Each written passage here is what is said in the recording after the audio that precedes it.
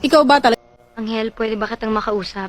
Kung ano man ang gusto mong sabihin, umpisa mo na. Akala ko ba nagbago ka na? Nagbago ako. Pinilit ko. Akala ko ba mahal mo? Mahal. Piniportahan mo ang pagbabago. Wala ka nang inisip kundi kaligayahan ko.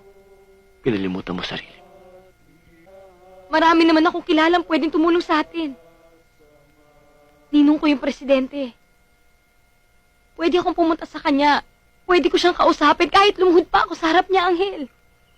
Masabi ko lang sa kanya na mabait ka. Na hindi ka walang hiya.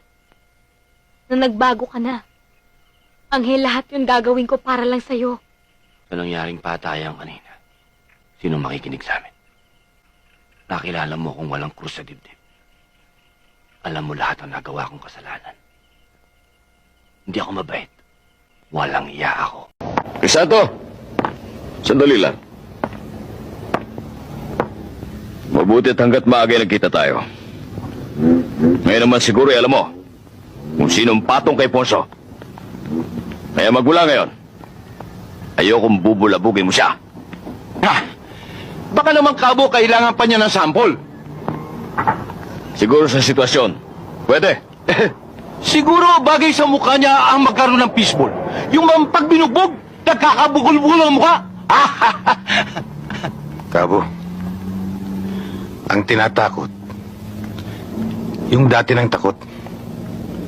Kaya humanap pa ng ibang tatakutin.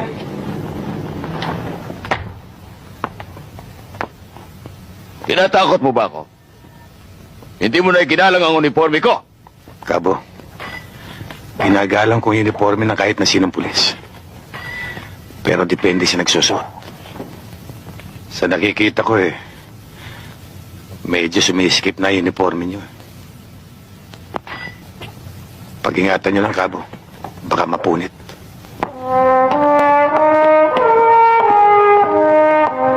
Kabo, bakit? Ano nangyari?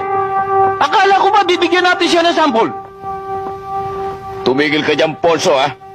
Baka ikaw ang sampuli ko. Yes, sir.